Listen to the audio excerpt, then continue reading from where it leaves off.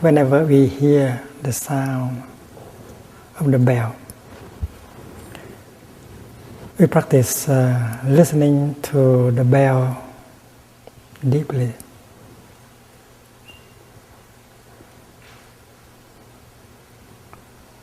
Usually when someone invite the bell to sound, we don't say hit the bell.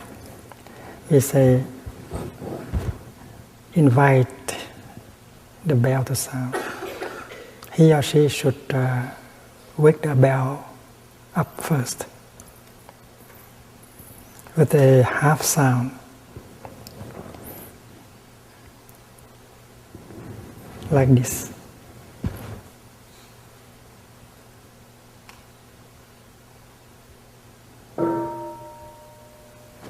That is a half sound.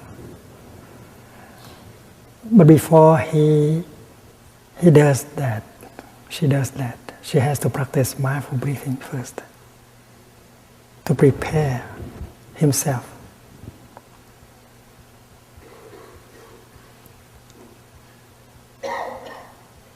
And there is a verse for the bell master to use for breathing in and breathing out, and to make himself or herself available to the bell, qualified as a bell master. You just cannot pick up the instrument and then you make the sound. You have to prepare yourself. So holding the, may I borrow it?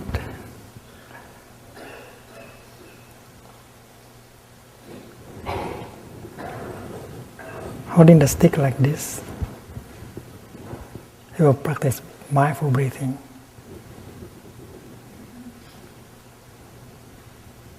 A few times in order to calm himself down, to make him or her into a real bell master. And the verse is like this: body, speech and mind in perfect oneness. I send my heart along with the sound of this bell. May the hearers awaken from their forgetfulness and transcend the path of anxiety and sorrow. See, that is a 4-line verse for you to breathe and to become a real bell master. Body, speech and mind in perfect oneness. I send my heart along with the sound of this bell. May the hearers awaken from their forgetfulness and transcend the path of anxiety and sorrow. And then you are calm, you are fully aware, you are fully present, and now you can invite the bell to sound. You invite, you offer half a sound, so that the whole community become aware that a real sound, a full sound is going to be heard. And everyone stop thinking, stop talking, prepare themselves to receive the full sound, the voice of the Buddha calling you back to your true home.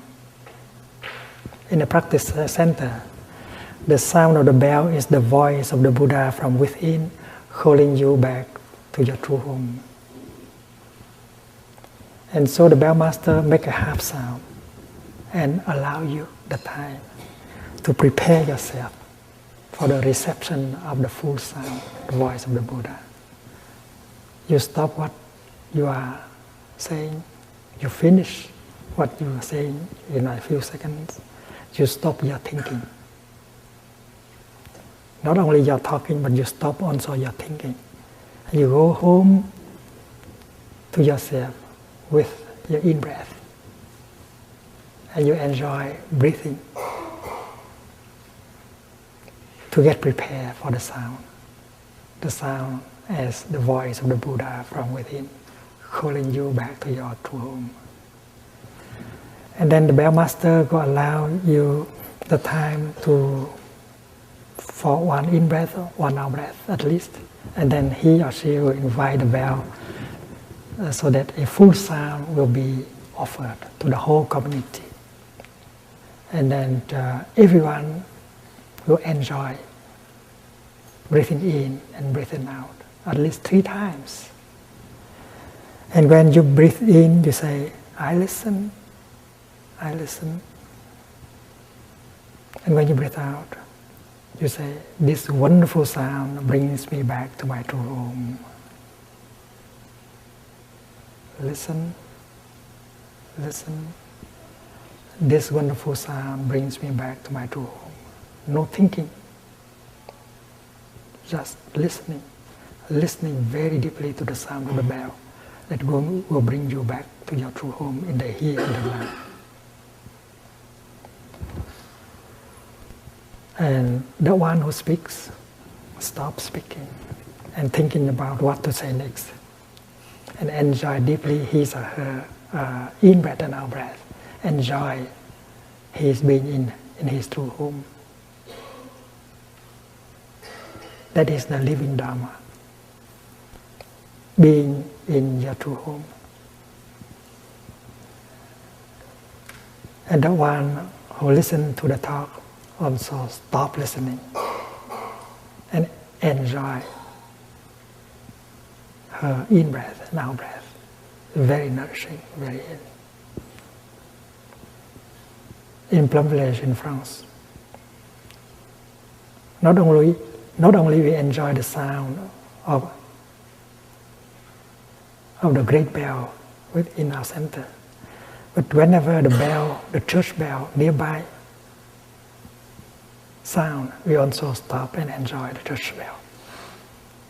Not only we enjoy the church bell, but every time the clock play music, every quarter of the hour, we also stop thinking, stop talking, and we go back to our breath, and we enjoy breathing in and out. Whether we are in the dining hall or in the kitchen, we do the same. So the clock, the music of the clock, is like the mindfulness bell, help us to come home and to enjoy our home. Also, when you hear the telephone ringing, you practice. You are supposed not to run to the telephone. You are supposed to stay wherever you are, because the sound of the telephone is also the voice of the Buddha calling you back to your true home. Stay wherever you are and go back to your in-breath. Listen, listen. This wonderful sound brings me back to my true home. And then after having practiced like that 2 times, you do walking meditation to the telephone, or you take the telephone out and answer. And if you are the one who want to make a phone call, you prepare yourself before making the number. You practice going home to yourself. And there is also a verse for you to practice. Words can travel thousands of kilometers. They are to bring about more understanding, mutual understanding. I vow that what I am going to say will be beautiful, like flowers and embroideries. I vow that everything I'm going to say will help with more mutual understanding and compassion. And then now you are qualified to make a phone call. And when you hear, you hear the sound at the end of the line, you know that the other person is listening, breathing in and out, and you know that you have a chance to practice breathing in and out with her. So both of you are breathing in and out mindfully at the same time. It's a very beautiful practice. We call it telephone meditation.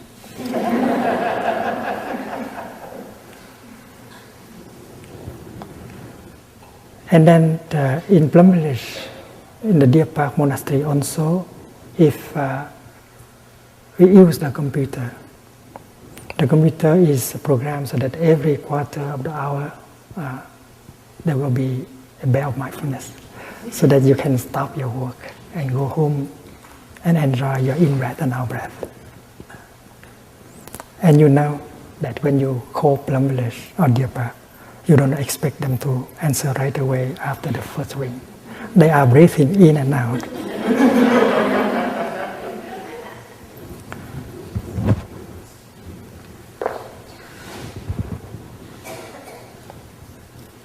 Listen, listen. This wonderful sound brings me back to my true home. And you enjoy deeply your in-breath and out-breath 3 times.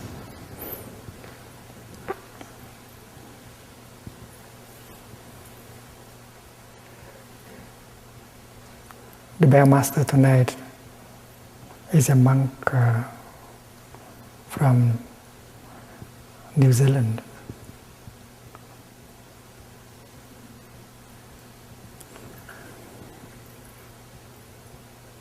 Brother Pháp Điền, the field of the Dharma.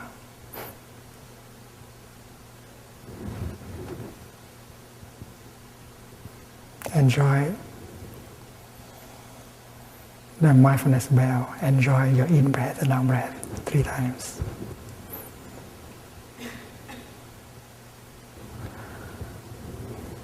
Or you might like to say, I listen deeply. This wonderful sound brings me back to my true home. Or you may say, breathing in, I feel calm, I relax. Breathing out, I smile.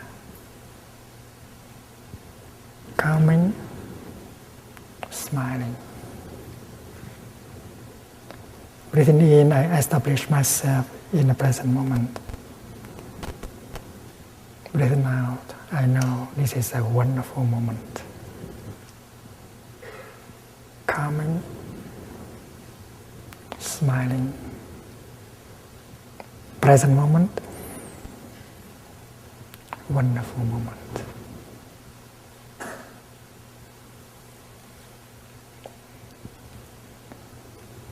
When you come home to the present moment, with your in-breath,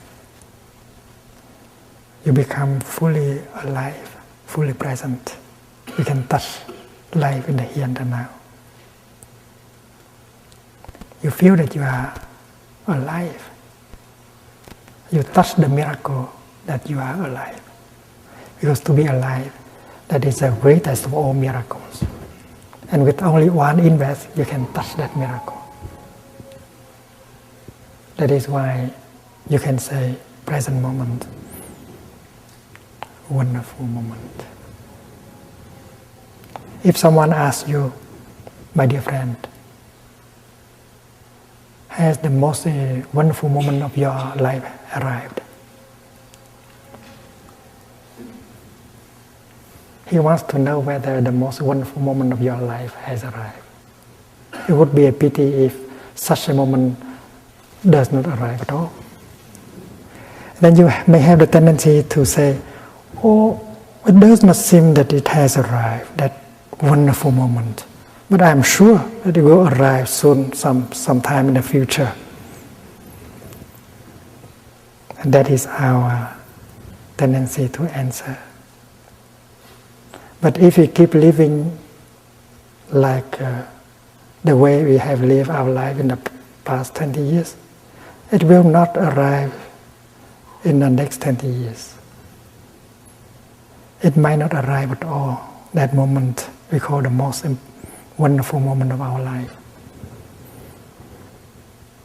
And for many, many of us, that moment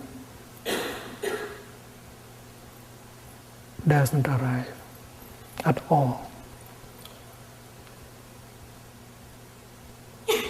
until we die. The Buddha said, you have to make the present moment into the most wonderful moment of your life. And this is possible.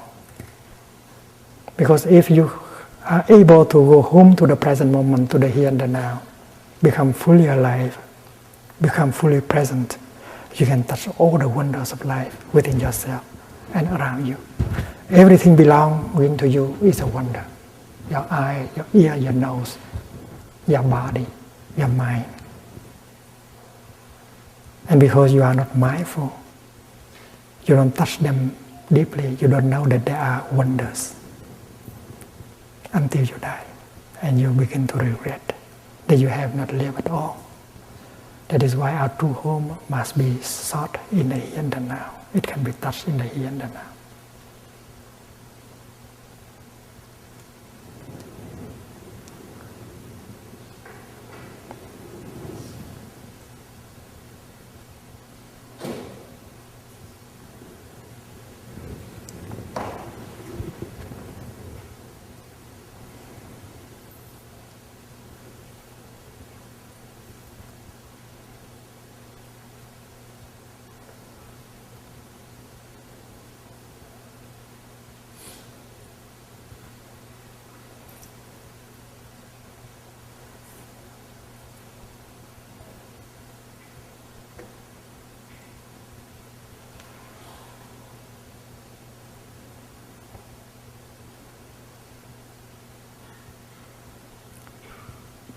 My true home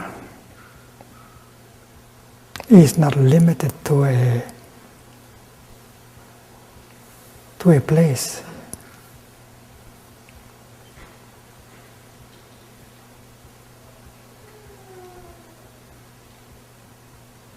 To a time. My true home is not Vietnam.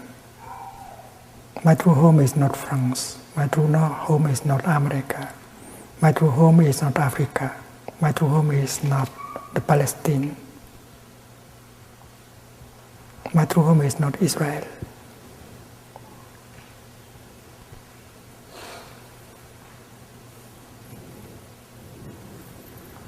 Although they don't let me go back to Vietnam, I still have my true home available in the here and the now.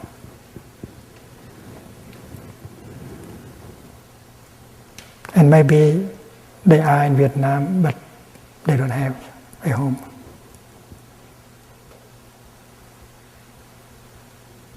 That is why I don't feel as a victim.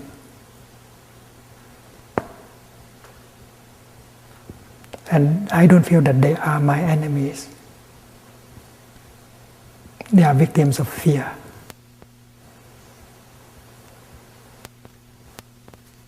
They believe that if I go home, I will create an atmosphere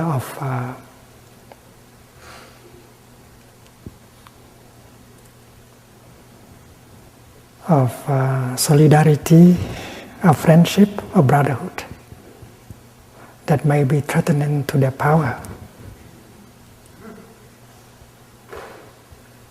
And it is fear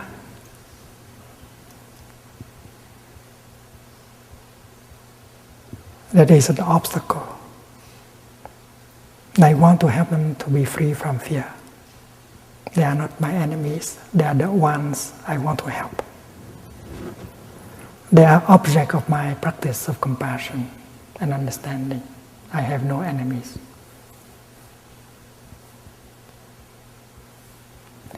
During the war, during the Vietnam War,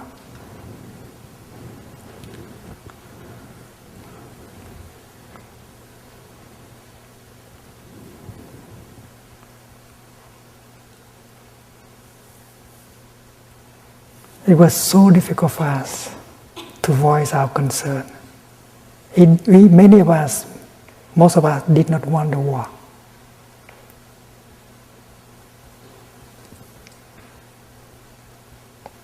The war put us in a situation where brothers have to kill brothers and kill with foreign weapons and ideologies. Communism and anti-communism are imported. Were imported. Also weapons used by the communists were imported. Weapons used by the anti-communists were imported. So they gave us guns and ideologies and urged us to fight each other and kill each other. We started a movement called "Don't Shoot Your Brother." And our voice was silenced by both sides of both warring parties. We try to speak out. We try to tell you in the world that we don't want the war. We don't want the killing of each other with foreign weapons and foreign ideologies. And yet you were forced to do so. So those of us who practice mindfulness, understanding and compassion, we did not want to accept the war.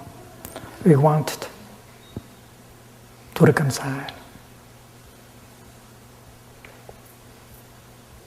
And our voice was not allowed to be heard. Sometimes we have to burn ourselves alive in order to get the message across. Thích Quảng Đức, a friend of mine, one day he burned himself. And his picture appeared in the international press. I was in New York. And I saw that picture in the New York Times front page. He's a friend of mine. Nhật Chi Mai, one of the first 6 members of the Order of Interbeing, my disciple, she burned herself, calling for reconciliation. She went to the Tungiem temple very early in the morning, about 2-3 o'clock in the morning. She put a statue of the Virgin Mary and Kuan Yin. She left behind a set of letters calling for the President of North Vietnam, the President of South Vietnam, for everyone to come together and stop the act of killing each other. And then she doused herself with gasoline and she burned herself. Nhật Chi Mai is a very close sister, close friend of Sư Cô Chân Không, Sister Chân Không, True Emptiness. I was in Paris. She left behind a letter for me. Thầy, don't worry. Peace will come. Don't suffer too much, don't worry. She was about to die, but she tried to comfort me, her teacher. It's very, very difficult for us to voice our concern. Although we are the majority in the country, we did not want the war. My book of poetry, peace poetry, I like to call it peace poetry rather than anti-war poetry. It was condemned by the North and confiscated by the South.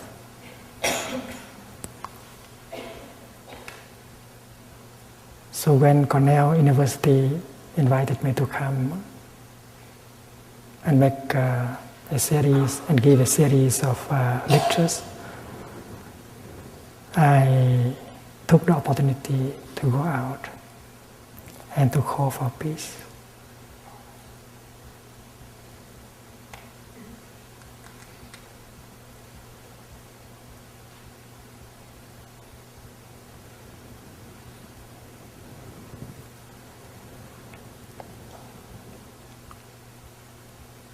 In June the 1st,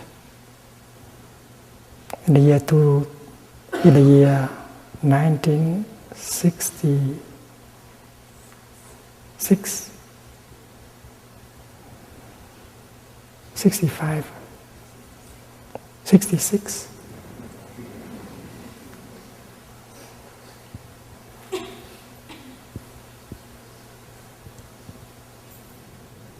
I met Martin Luther King in Chicago.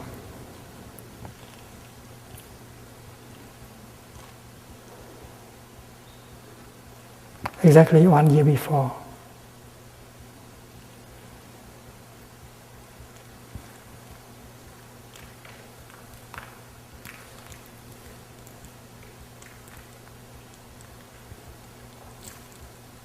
Exactly 1 year before. On June the 1st, 65, I wrote him a letter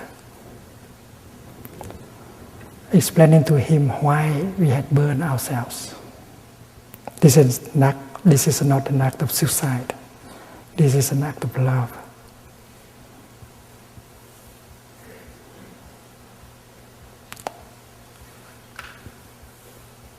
You want to transmit a message, but you have no other ways. You have to burn yourself in order for your message to get across.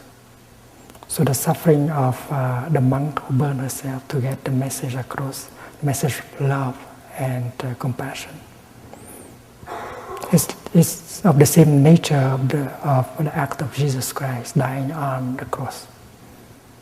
Dying with no hate, no anger, only with compassion. Leaving behind a compassionate call for peace, for brotherhood. So exactly 1 year after I met him in Chicago, we talked for some time, and then after that, we went out to meet with the press. And that day he came out against the war in Vietnam.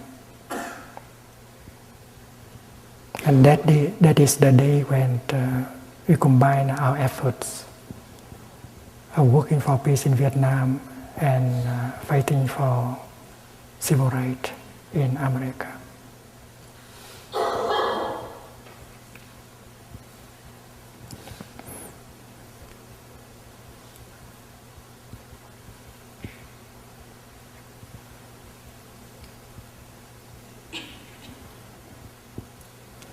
Two years later, I met him again in Geneva.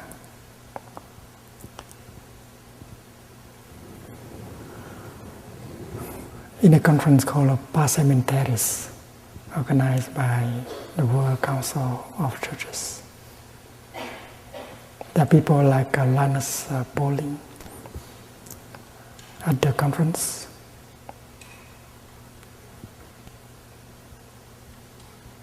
He stayed in the 11th floor. I was on the 4th floor. He invited me up for breakfast.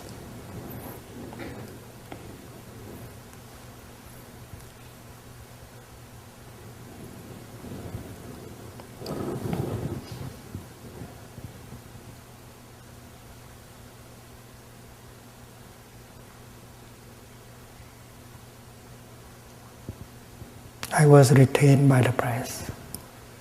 I came up late. And he kept the breakfast warm for me and waited for me.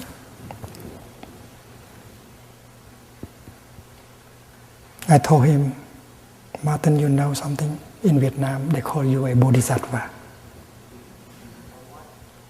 They call you a bodhisattva, an enlightened being,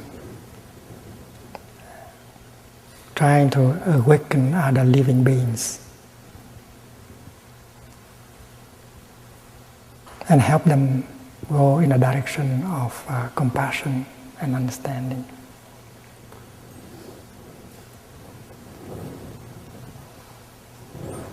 I'm glad I had the chance to tell him. because a few months later he was assassinated in Memphis.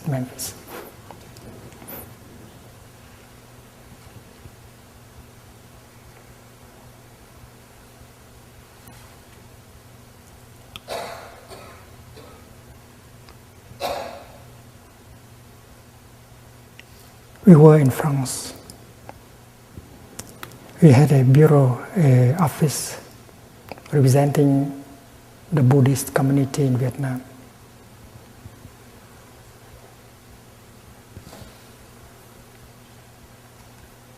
And we wanted to represent the mass of people who did not have a voice. They did not have a chance to speak out.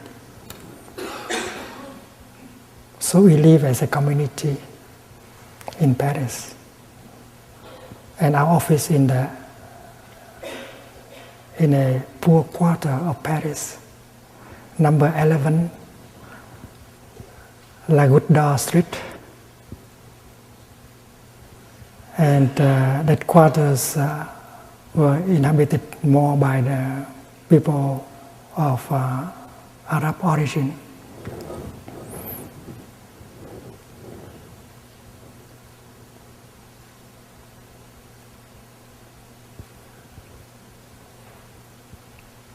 Every time I applied for a visa to go to America, it was turned down automatically. They didn't want me to come to America because they believe that I may be harmful, I may be an obstacle for the war efforts in Vietnam. I was not allowed to go to America. I was not allowed to go to England. Every time I wanted to go to America on a speaking tour, I had to write a letter to someone like Senator McGovern or Senator Robert Kennedy, asking them to send me a letter of invitation. The letter is something like this: Dear Thich Nhat, I would like to know more about the situation of the war in Vietnam. Please come and inform me. And if you have difficulties concerning the visa, please telephone me at this number. Only with such a letter that I could have a visa. Otherwise, there's no way.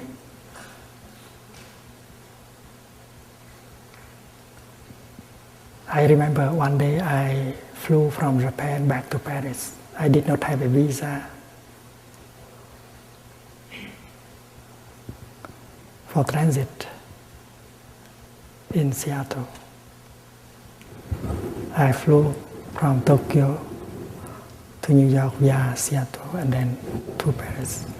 I want to stop in New York in order to meet with a friend in the peace movement, Alfred Hassler of the Fellowship of Reconciliation. And when I landed in Seattle, well, I was locked in a place where I could not see anyone. I look around and see many pictures and wanted.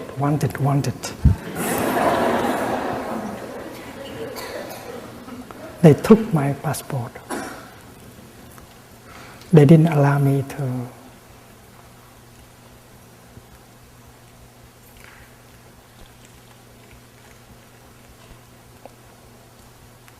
be in touch with anyone. And then when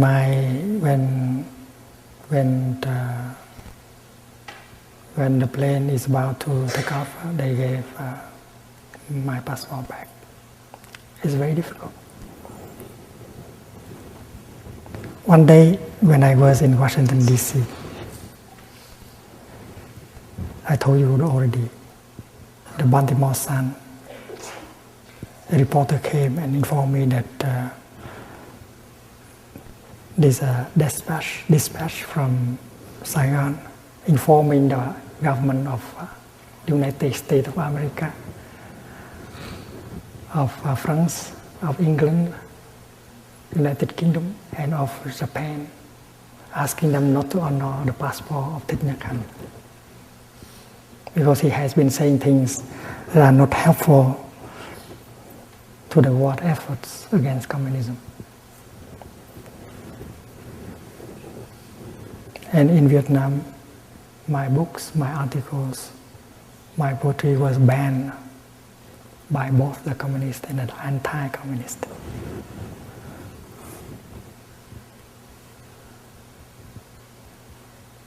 I risked deportation and put in jail because what I had done, calling for peace and speaking against the war.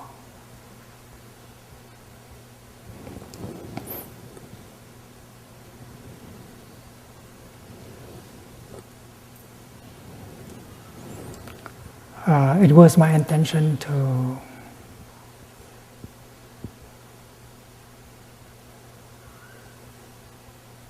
go only for 3 months to give the series of lectures in Cornell, and then to make a tour of America and Europe and go home. I was working with my friends in a school of youth for social service, the Van Hanh Buddhist University that I helped found it in '64. All my friends, co-workers were in Vietnam. I didn't want to go very long. I intended to come here only for 3 months. But it has been 38 years already. I have not been able to go home. 38 years. And that is why I have been sharing the practice with friends in Europe, in America, in other countries. But because I have found my true home, I don't suffer.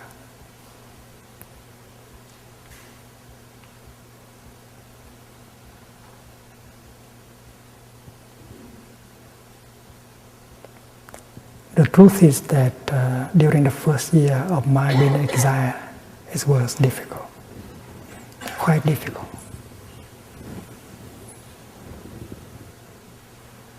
Although I was already 40,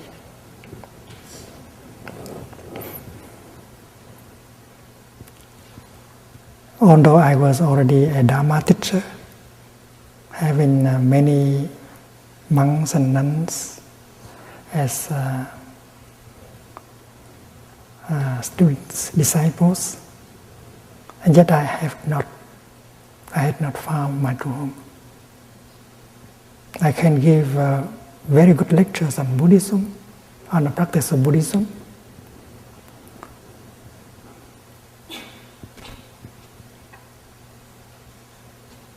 but I had not truly arrived. Intellectually, I had a lot of Buddhism. I had been trained several years in a Buddhist institute and practicing since the time I was 16. And during the time I was a young monk, I tried my best to renew Buddhism, update Buddhism, so that Buddhism can respond to the real situation of suffering, called engaged Buddhism. The kind of Buddhism that can offer you the answers to the burning question of society. Questions like war, social injustice, political suppression, poverty, violence, and so on.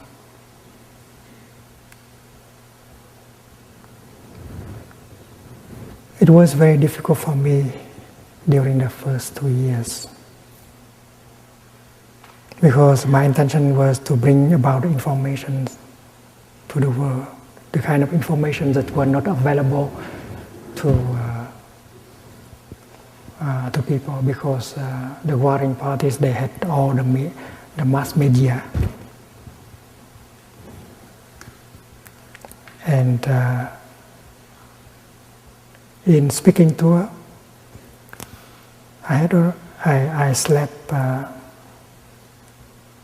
1 or 2 nights in each city, in America, in Europe, in Australia, and so on. There were times when I wake up at the night, I did not know where I was. Very difficult, very hard. And after, I had to breathe in and out and to find out where I was, what city, what country. And I dreamt of going home to my root temple in central Vietnam, climbing a hill, a green hill, beautiful trees. And half the way to the top of the hill, I woke up and realized that I was in exile. And the same kind of dream repeated again and again. I was very active. I was making friends with many people, Catholic priests, Protestant ministers, professors, young people, children. And my practice was a practice of mindfulness. I try to live in the here and now and touch the wonders of life in my daily life. I survive with that practice. The trees in Europe were so different from the trees in Vietnam. The fruits, the flowers, they are all different. And the people also. So I learned to make friends and play with German children, French children, American children, British children. I make friends with Anglican priests, Catholic priests, Protestant ministers, and so on.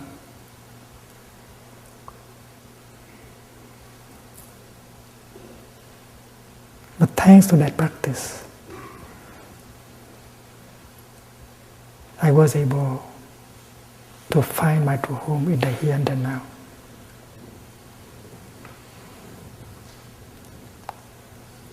And I stopped suffering, and the dream did not come back anymore.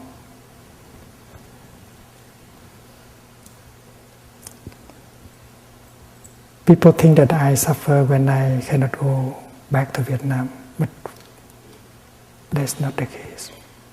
If I go to Vietnam, that would be a joy to be able to offer the teaching to the monks, the nuns, the lay people there, and talk to the artists, to the writers and others. But if I cannot go, I don't have to suffer. I can meet with people, other people in other countries, like in China, in Korea, in Japan, in Spain, in England, in Canada, and so on.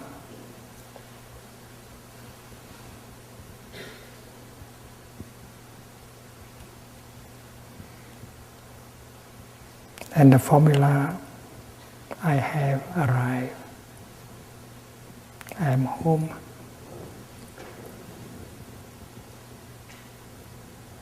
Is the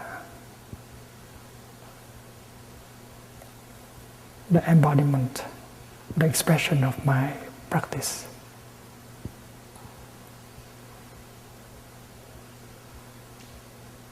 It expresses my understanding of the teaching of the Buddha. It is the cream of my practice. I have arrived, I am home. And since the time I have found my true home, I don't suffer. I did not suffer anymore.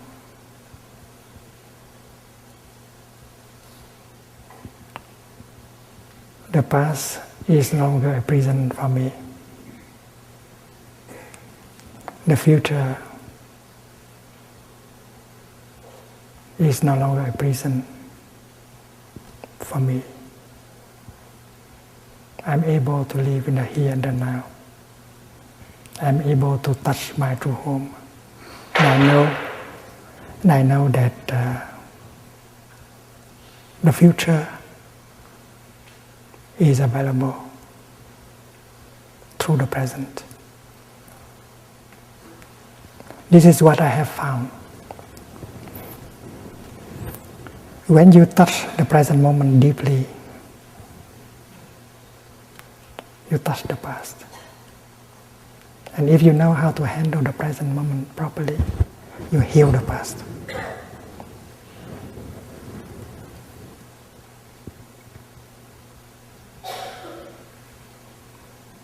Many think that the past is already gone, you cannot do anything.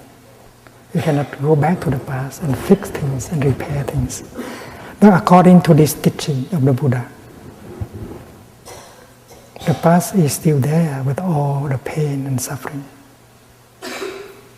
And if you know how to come home to the present moment and touch the present moment deeply, you touch the past and you can heal the past. And when you heal yourself, you heal your ancestors. And this is possible. My ancestors have suffered in me. I have also suffered. And since I am able to touch the present moment deeply, I heal myself and I heal my ancestors, including my parents, my father, my mother, my brother, my sister, my grandfather, my grandmother. When I practice walking, I generate the energy of freedom and solidity. And I feel that all my ancestors enjoy the freedom and the solidity that I generate with the practice of walking.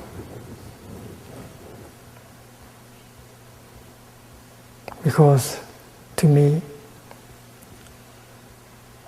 my ancestors are always alive in me, fully present in me, in every cell of my body. And if I am free, they are free. If I am healed, they are healed. When I take a step with solidity and freedom, all of them take that step with me. And you have to take that step with all your being. Full awareness, full concentration, in order for that step to be really solid, to be free, in order for you to be able to touch life, the wonders of life in that moment, that is healing and nourishing. So the act of making a step is an act of freedom, an act of liberation. You liberate yourself, you liberate your ancestors. It's an act of revolution. Please believe me. You cannot make such a step unless you invest entirely your body and your mind. 100%. When you breathe in, you bring all yourself together, body and mind.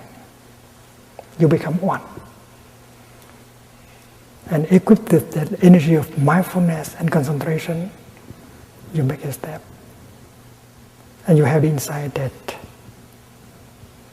this is your true home. This is, you are alive, you are fully present, you are touching life as a reality. Your true home is not an abstract idea. It is a solid reality that you can touch with your feet, with your hand, and with your mind.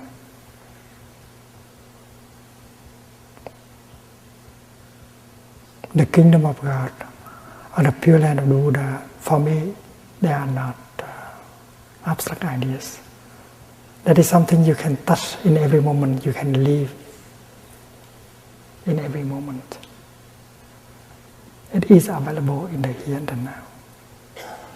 If you know how to make yourself available, and then the kingdom is available. The Pure Land is available. Your true home is available. And nobody can take away your true home.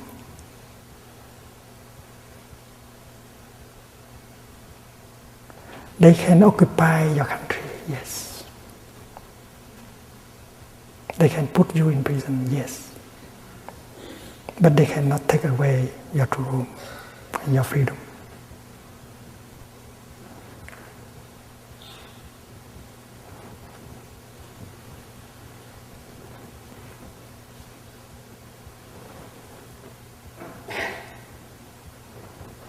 So it's very important, it's very fundamental, it's very basic that you touch your true home, that you realize your true home in the here and the now. And the energy with which you can do so is mindfulness and concentration. And these are energies of the Buddha. All of us have the seed of mindfulness and concentration in us. This is something, this is a fact. Because all of us are capable of drinking our tea mindfully. When I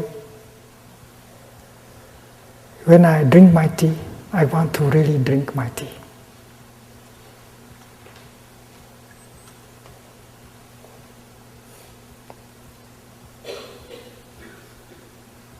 I may like to breathe in order to bring my mind home to my body and establish myself fully in the here and the now.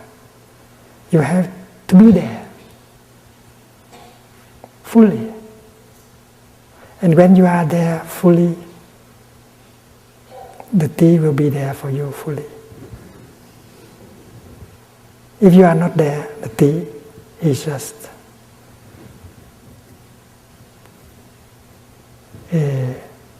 something like a ghost, not very real. Mindfulness helps you to become fully present and fully alive in the here and the now. And it does not take long. It may take just one step or one in-breath. And by making a step or breathing in, you bring your mind back to your body. In your daily life, maybe your body may be here, but your mind may be there. They go into different directions. And you are in a state of distraction. Mind and body are away from each other. Your mind may be preoccupied by your project, your fear, your anger. Caught in the past, caught in the future. But between your mind and your body there is something. Your breath.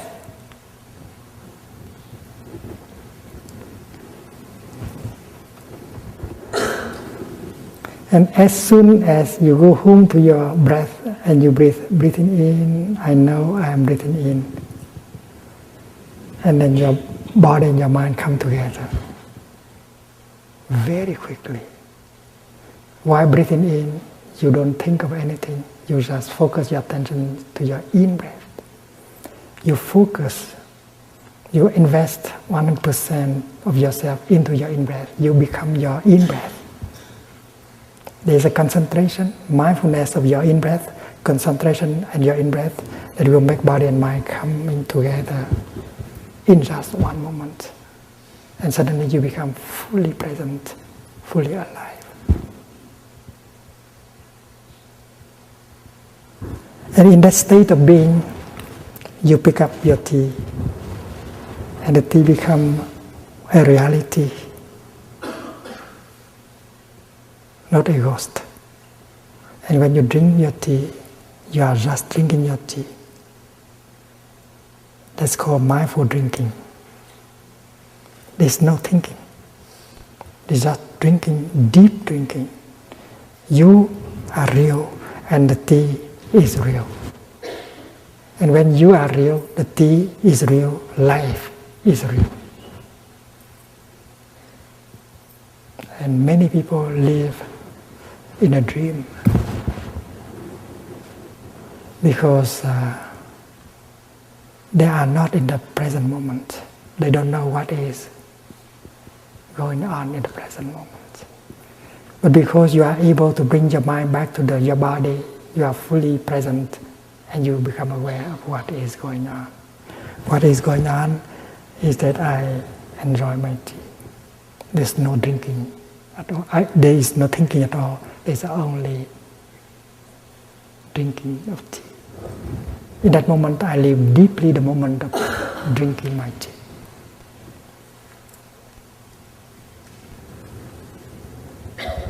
When I breathe in, I become fully aware of my in-breath. My in-breath becomes the object of mindfulness. My in-breath becomes the object of my concentration. And that is why my body comes home to my mind comes home to my body right away. And I become fully present.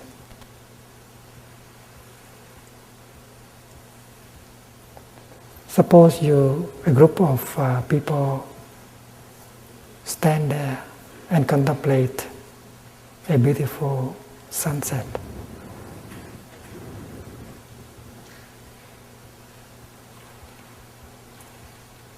If you keep thinking about the past, or thinking about the future and your project, you are not really there contemplating the sunset.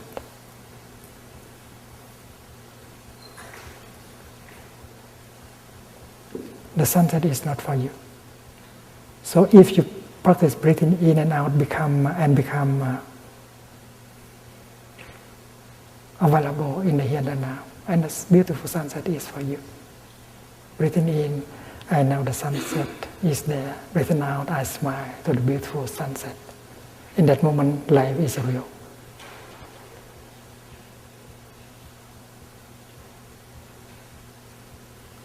And you have your true.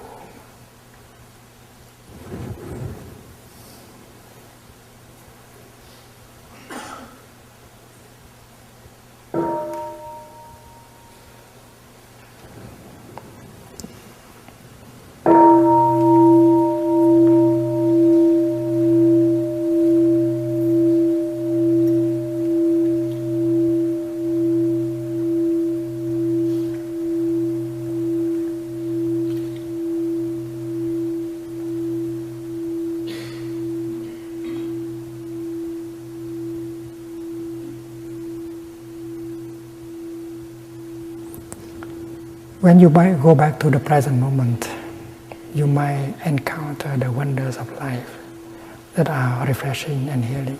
You may encounter suffering, violence, hate, fear, discrimination.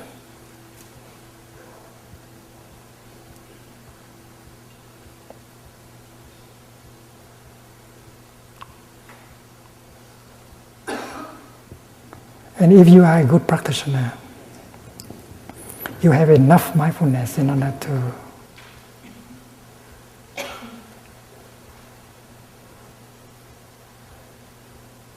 handle whatever needs to be handled.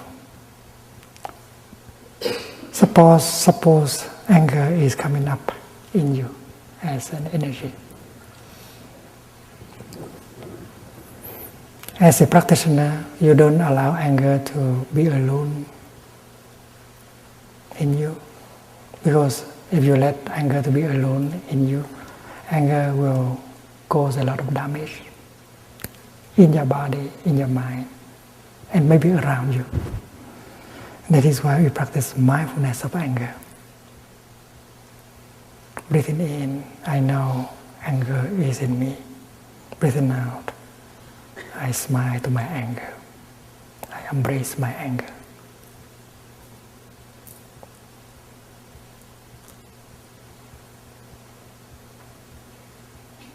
You have a seed of anger deep in yourself. But you also have a seed of mindfulness deep in yourself. You have a seed of compassion in yourself.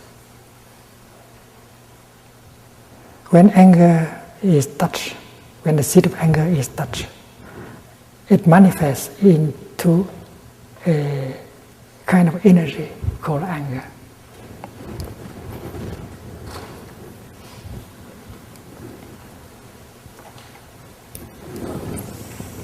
Suppose this is your consciousness, and it has two layers.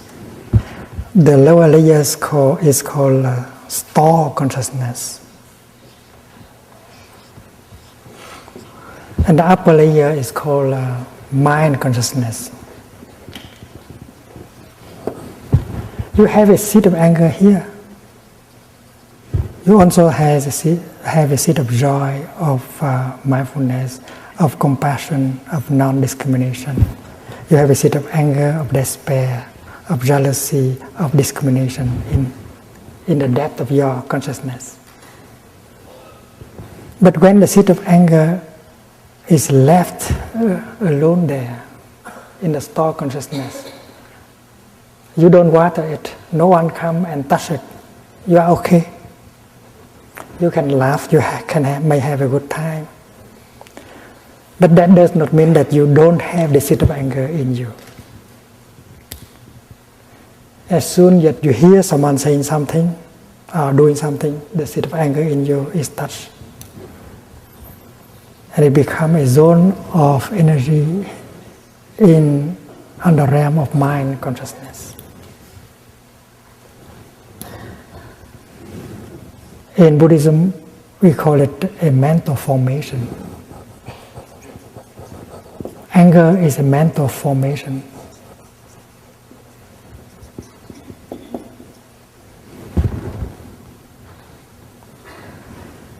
In my tradition, we speak of 51 categories of mental formations. We have a seed of discrimination in us. We have a seed of non-discrimination in us.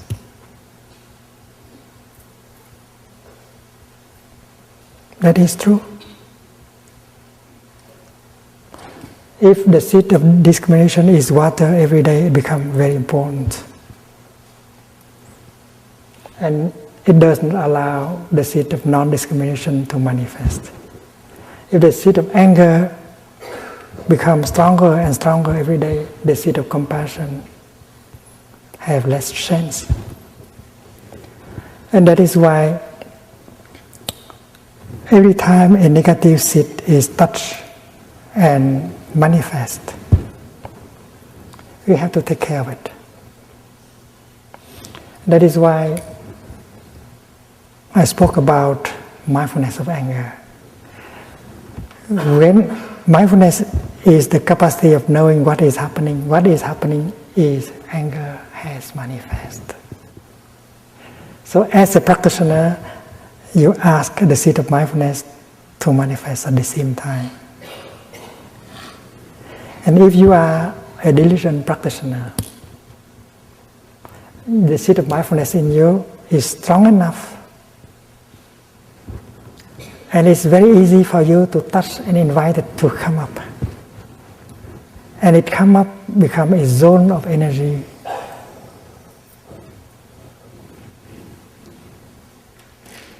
Suppose anger is energy 1. Mindfulness is energy 2. Mindfulness is mindfulness of something. And here, mindfulness of anger. Mindfulness here has the following function: recognizing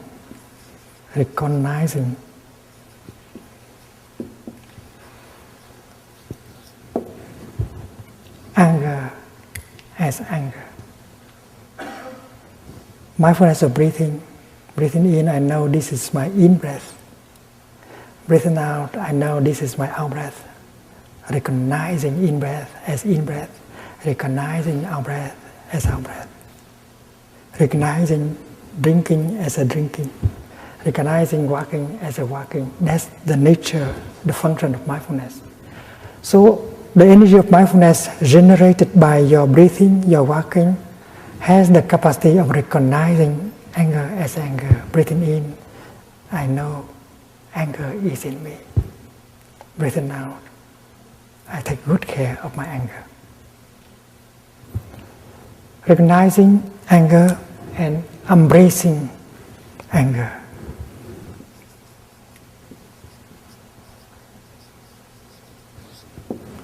This is an art. This is a practice. There's no fighting. Mindfulness is generated not to fight anger, but to recognize anger and to hold anger very tenderly. That is Buddhist practice. You do not transform yourself into a battlefield. The good fighting the ego, that's not Buddhism. Because you are mindfulness, but you are also anger. And mindfulness plays the role of a big sister, holding the angry, the suffering younger sister, and help her to transform.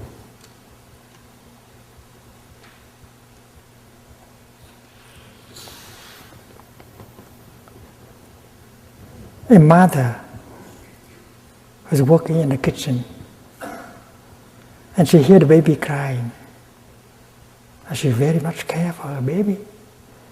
So she stopped working in the kitchen, she put down whatever she's holding, and she goes to the room of the baby. And the first thing she does is to pick up the baby and hold the baby tenderly into her arms. That's the mother. She does not know what is wrong with the baby yet, but the first thing she does is to pick up the baby and hold her mindfully. We do the same thing as a practitioner. Every time anger or despair come up, we generate the energy of mindfulness in order to recognize and to embrace tenderly. Tenderly.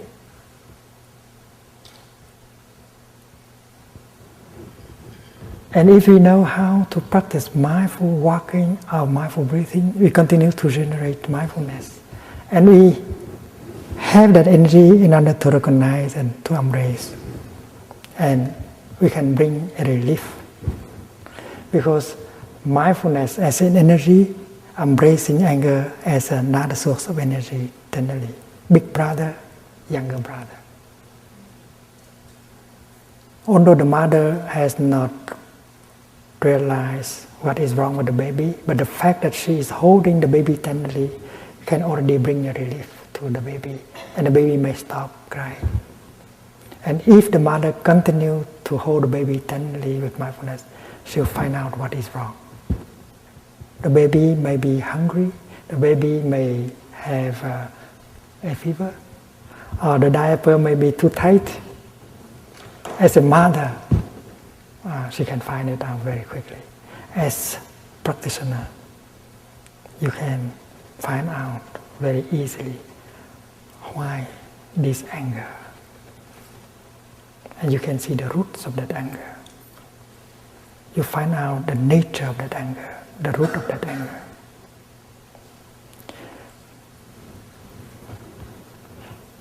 If the mother found out what is wrong with the baby, she can fix the situation very quickly. If the baby is hungry, she gave her some milk. If the diaper is too tight, she just undo it and do it again. So after having embraced tenderly your anger, you might like to continue the practice of mindful breathing, the practice of mindful walking, and look deeply into the nature of your anger and find out what is the root of your anger. recognizing, embracing, and looking deeply.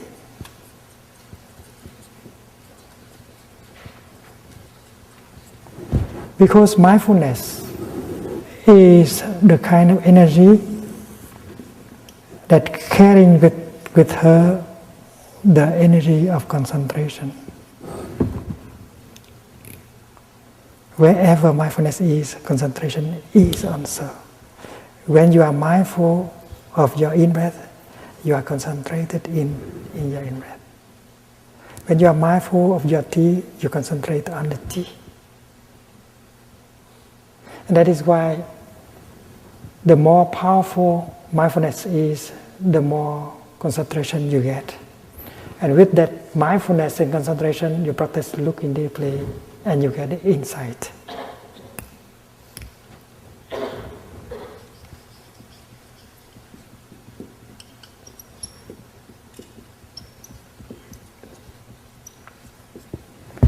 And that insight is going to liberate you, transform your anger.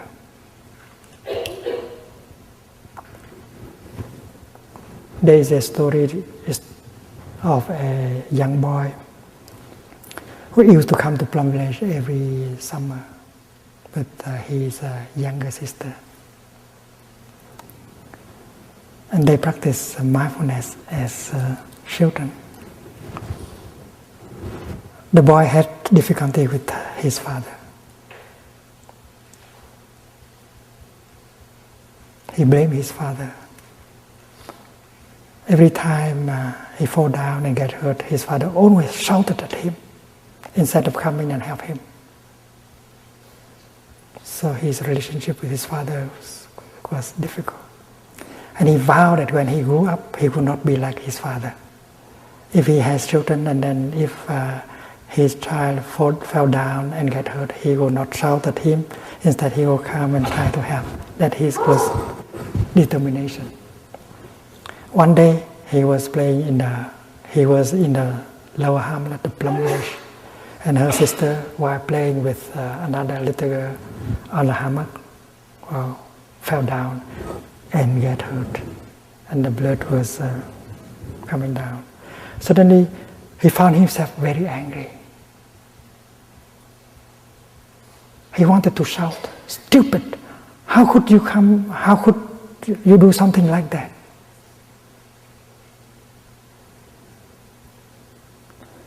And because he had been practicing mindfulness, he was able to refrain from shouting. And he recognized that he was exactly like his father. Instead of trying to come and help his sister, he had the tendency to shout at her. He hates what he has within himself. So when he practiced mindful breathing, he knew that this is a continuation of his father inside of him. He is not different from his father. And with that insight, he turned around and practiced slow walking. When he had seen someone coming to help his sister. And during slow walking, he recognized that he's a continuation of his father. The energy of anger has been transmitted by his father. And if he does not practice, he is going to become exactly like his father. And he will treat his children in the future in the same way. That is called samsara, continuation. And suddenly, he had a desire that he had to go home and tell his father that he has exactly the same kind of energy, and he would invite his father to practice with him.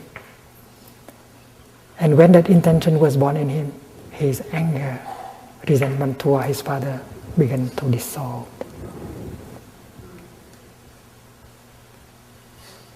What kind of insight did he get? He got the insight that he is exactly like his father. He has the same kind of habit energy. And that is why he wanted to practice. And he see himself as a victim of that energy, victim of the transmission of that habit energy. And he saw that his father also was a victim of that transmission. His father may have got it from his own father. And when he had that insight, his anger vis-a-vis his father just stopped. He got a transformation.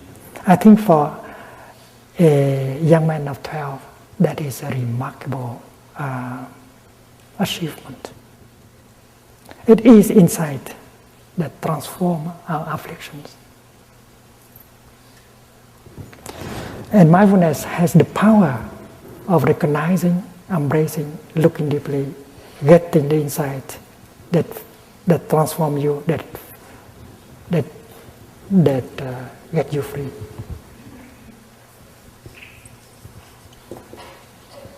Transformation and healing and freedom.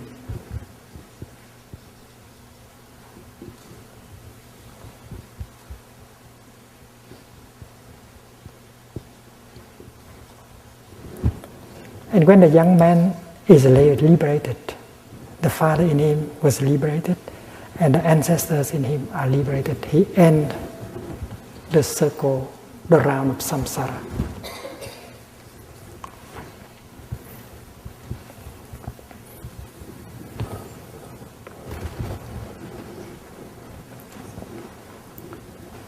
What the young man realized is that he's not a victim of his father. He's a victim of that habit energy. And his father also is a victim of that habit energy. And when you are able to transform you are in a situation to help transform him or her. The one that you have believed that to be your oppressor, the source of your suffering. And that is my practice. I do not have enemies.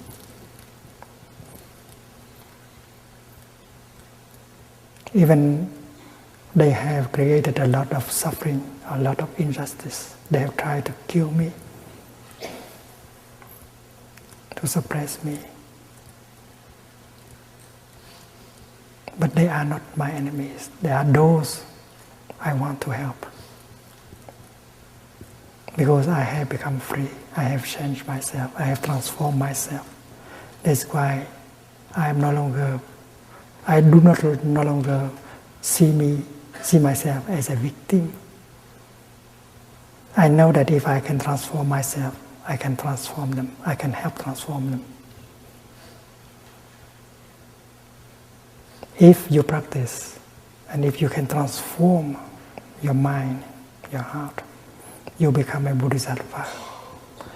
And then you will be in a position to help them transform. Those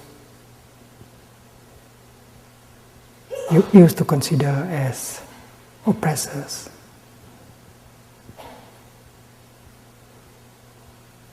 abusers, those who consider to be the one who discriminate against you,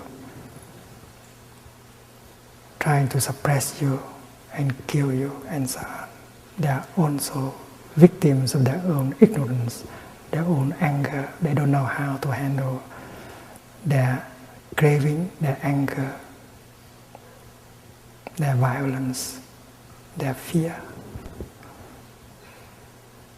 So the path is to transform yourself into a bodhisattva with plenty of understanding, insight, and compassion. And when you have these energies, you are free. And you are in a position of helping other people to become free also. This is the path shown to us by the Buddha. And as every one of us has the seed of mindfulness, concentration, and insight in himself or in herself, we are able to cultivate these three kinds of energies for our own liberation and healing. And we shall use the same kind of energies to help the transformation and healing of the world. When you look up, you see a temple. The temple is in your heart, the lotus in your heart. And underneath there was the word smrti. Smrti means mindfulness. And then there is the word samadhi, it means concentration. And there is the word prajna, that is insight. And that is the kind of energy that are in us to be cultivated, to develop.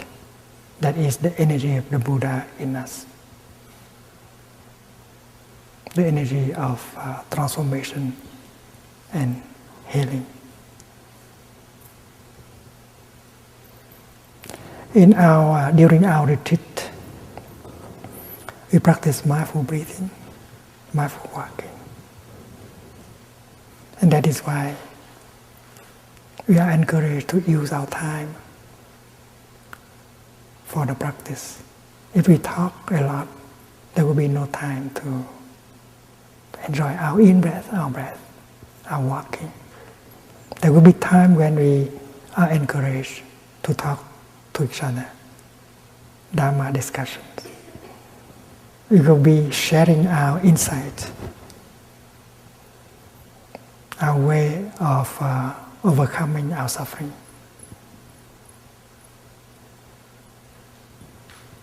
And when we practice eating our lunch or our breakfast, we refrain from thinking.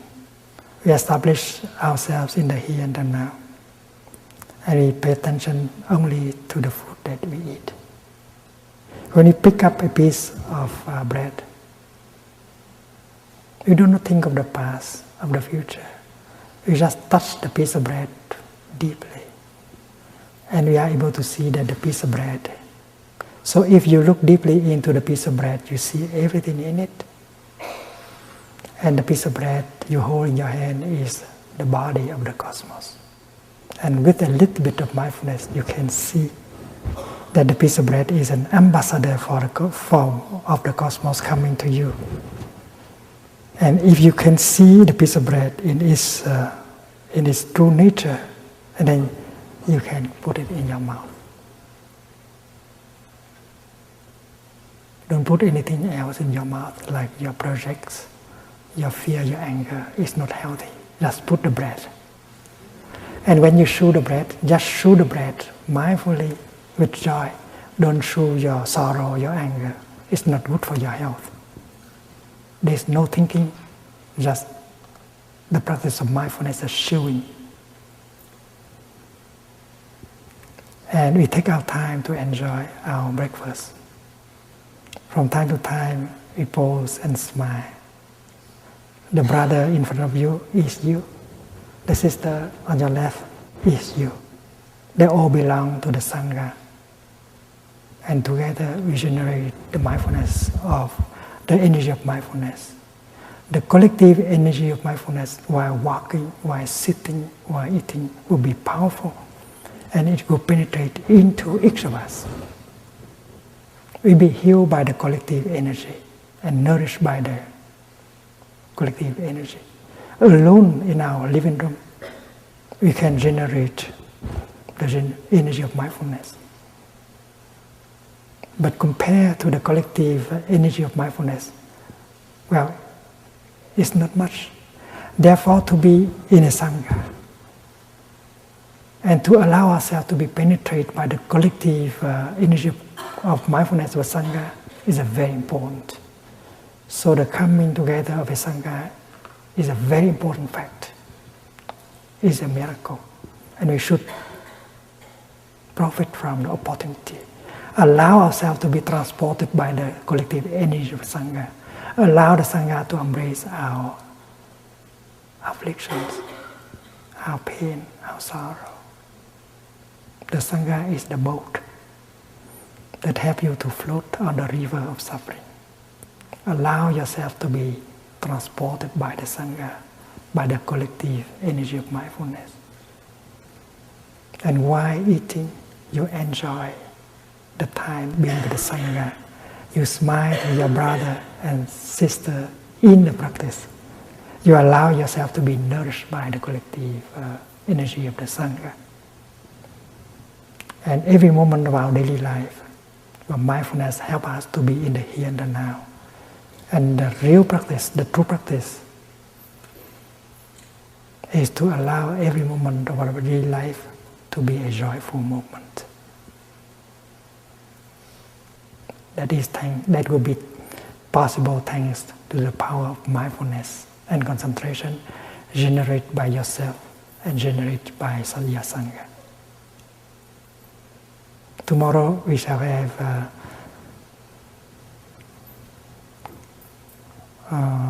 mindfulness walk in the morning. We shall be walking together. We walk in such a way that makes the kingdom of God real, available in the here and the now. That several of us are very used to the practice. We will walk together and generate the collective energy of mindfulness together. And you will see that the kingdom, the Pure Land, is available.